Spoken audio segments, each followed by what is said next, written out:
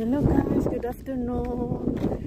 So, ayan na tayo nakabalik na mag-video guys. So, galing tayo sa isang tindahan at may pinili tayo guys. Tayo ay pupunta sa aking biyanan at saka magandang panahon ngayon guys. Diba? Maaraw. So, medyo lang siya, mahangin. So, kaya walking tayo guys. So, pupunta tayo sa aking biyanan para naman natin bisitahin siya. So, ganda ng panahon. Pero naka-jacket tayo guys. Kasi para namang may malagyan tayo sa ating mga susi at saka yung ating earphone. So, grabe ang hangin ngayon. Kahit anong mainit siya, mahangin.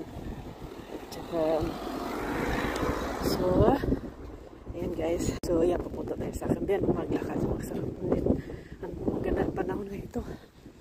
So, ayan ang may araw. Araw dyan. Yan, araw. At saka mahangin. So, summer ngayon. Diyan, ganda ng bulaklak dito. Ang ganda guys. Ganda ng bulaklak. So, dito ang daanan nakapunta sa akin biyanan guys. So, bisitahin natin siya. Tagal na kasi ako hindi nakabisita kanya. So, kaya, pasyal na tayo. Tayo lang mag-isa ngayon guys. So, pasyal tayo sa yung kasama ko sa bahay. Yung kasama ko yung anak. Ayaw nilang pumunta. So, ako lang muna. Gusto kasi lumabas kahit mahangin na yun. So, lumabas ako. So, malapit na tayo guys sa bahay ng aking biyanan. So, kaya ngayon lang tayo nakapag-video.